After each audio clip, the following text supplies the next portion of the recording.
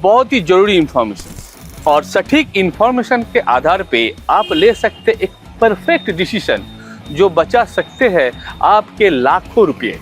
तो चलिए शुरू करते हैं आज का टॉपिक। ईवी यानी इलेक्ट्रिक व्हीकल आज के तारीख में दुनिया भर में पॉपुलर हो रहा है।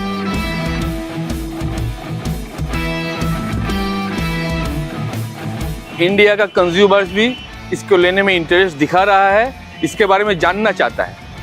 तो चलिए आज हम लोग करते हैं एक तो डीप एनालिसिस कि ईवी लेना चाहिए तो क्यों लेना चाहिए, क्या फैक्टर्स है जो आपका फेवर में जाएगा, या फिर ईवी लेके ऐसा तो कोई डिसीजन अब नहीं ले लीजिएगा कि आप मुश्किल में आ जाए।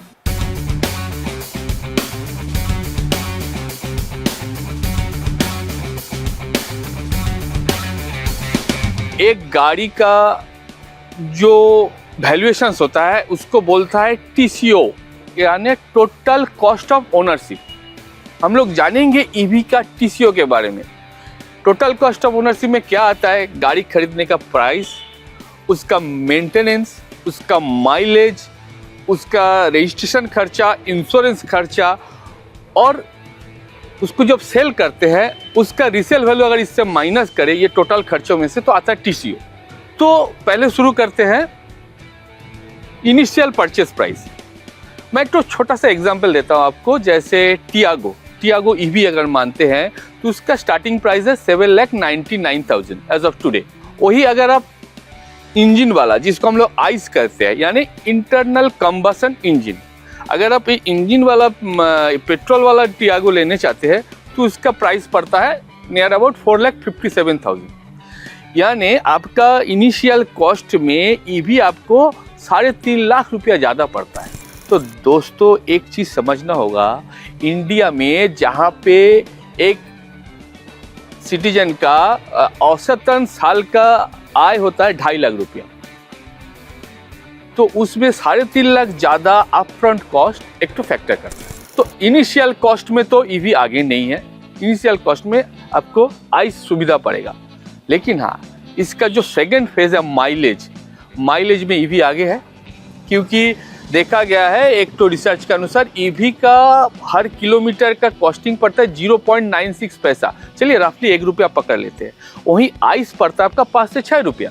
अभी आते हैं टैक्स के बारे में। फ्रॉम असेसमेंट ईयर 2020-21 अगर आप ईवी गाड़ी लेते हैं और वो भी फाइनेंस पे, उसका जो टैक्स पोर्शन है उसमें आपको छूट मिलता है। ये डिडक्शन आपको दिया गया है under income tax act 1961 section 80 EEB में। इसमें कहते हैं कि ये जो ईवी का इंटरेस्ट आपको वेवर्स मिलेगा तभी मिलेगा अगर ये लोन 1 अप्रैल 2019 से 31 मार्च 2023 के बीच अप्रूवल हुआ होगा, डिसबर्समेंट हुआ है तो। लेकिन हम लोग बात करें 2026 का, तो यहाँ पे वो इनकम टैक्स का तो बेनिफिट नहीं मिलेगा। आपको जो बढ़िया छूट मिलेगा ईवी लेने से वो है GST पे, जहाँ पे आइस यानी इंजन वाला गाड़ी में आपका GST लगता है 18%, पहले लगता 28, अभी सितंबर 25 से आप जानते हैं GST सेकेंड वेरिएंट जो भी जब आया है तो 18% आया है, और बड़ा गाड़ी में 40%। लेकिन ईवी में अब कोई भी मॉडल लो उसमें 5% GST लगता है। ये एक बहुत बड़ा डिस्काउंट होता है जो आपको ईवी में मिलेगा, आइस में नहीं मिलेगा। टोटल कॉस्ट ओनरशिप का अगला पार्ट है मेंटेनेंस। मेंटेनेंस में मार्केट में एक तो प्रेजुडिस है, एक धारणा है कि ईवी का मेंटेनेंस कॉस्ट कम है, कारण उसमें इंजन नहीं रहता है, ऑयल चेंज का झमेला नहीं है, प्लग चेंज ये सब नहीं रहता है, तो क्योंकि कम कंपोनेंट लगता है, ईवी बहुत सिंपल मैकेनिज्म है इस तरीके से, तो इसमें मेंटेनेंस कॉस्ट कम है। दोस्तों मेरा सलाह ये है कि मेंटेनेंस कॉस्ट लो होने के कारण आप ईवी मत लीजिए। खाली ये रीजन आपका नहीं होना चाहिए ईवी लेने के लिए, क्योंकि हालांकि मेंटेनेंस कॉस्ट इनिशियली कम दिखता है लेकिन ईवी का कुछ ड्रॉबैक्स है। देखिए ईवी अभी इंडिया में बहुत नेसेंट स्टेज पे है, बहुत शुरुआत के दौर पे है, तो मेन चक्कर ये आ जाता है कि इसमें एफिशिएंट टेक्नीशियन का कमी है।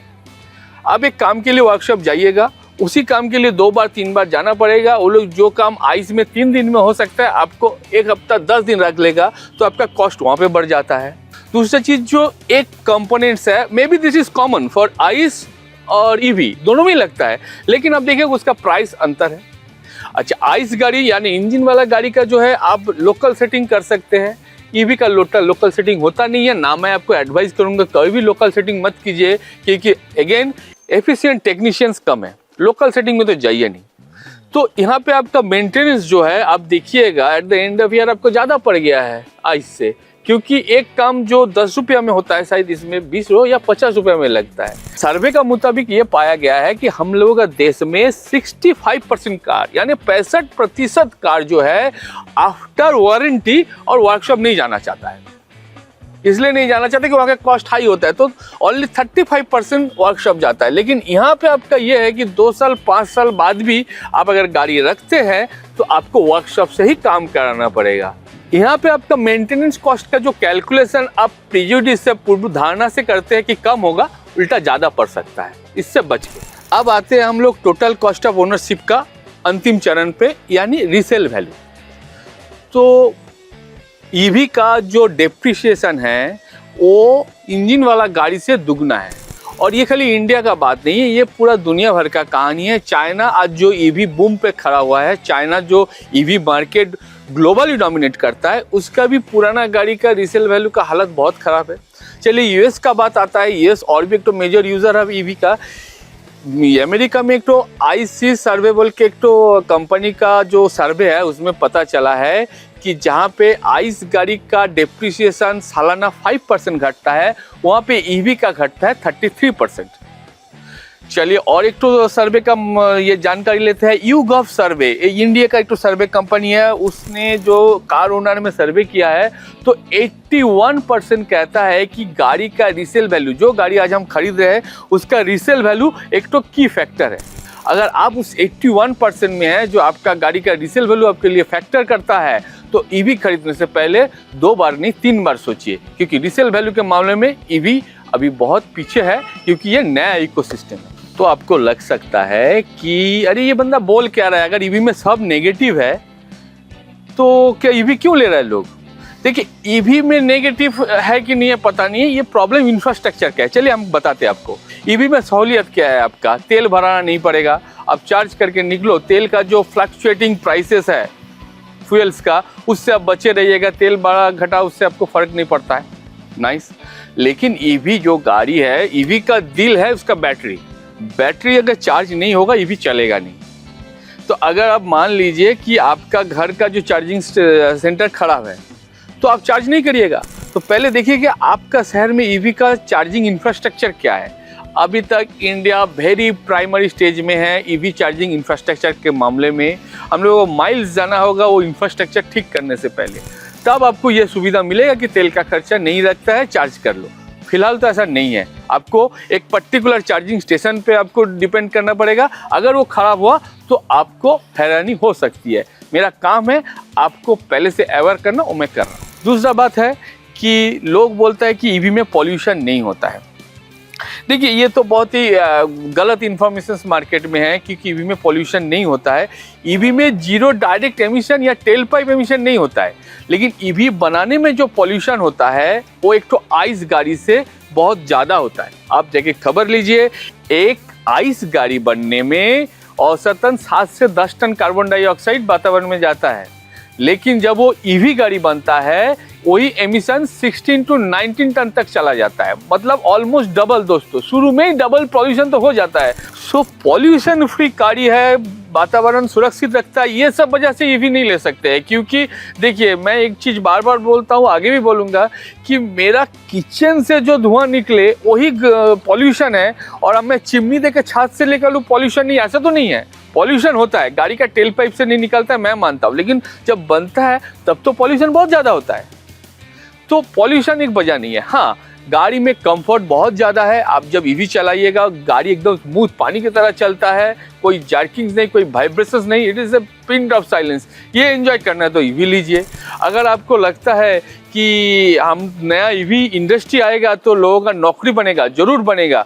हम लोगों का गवर्नमेंट का टारगेट जो है EV 30 अगर हो जाता है तो अनुमान है कि 5 करोड़ आदमी का जॉब लगेगा।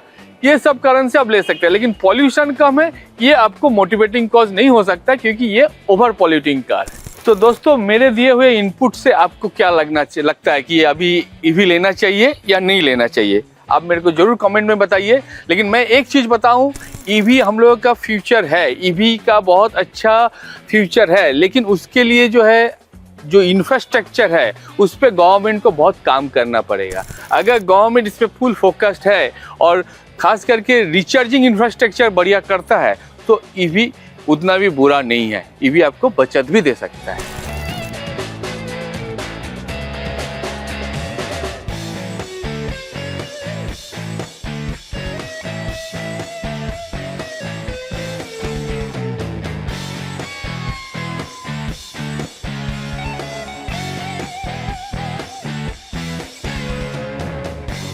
तो चलिए दोस्तों, आज के लिए बस इतना ही। मिलते हैं अगले एपिसोड में। अगर ये एपिसोड आपको अच्छा लगा, इसमें आपको कुछ वैल्यू ऐड किया, तो इसको ज़रूर सब्सक्राइब, शेयर एंड लाइक कर दीजिएगा। तब तक के लिए बाय बाय।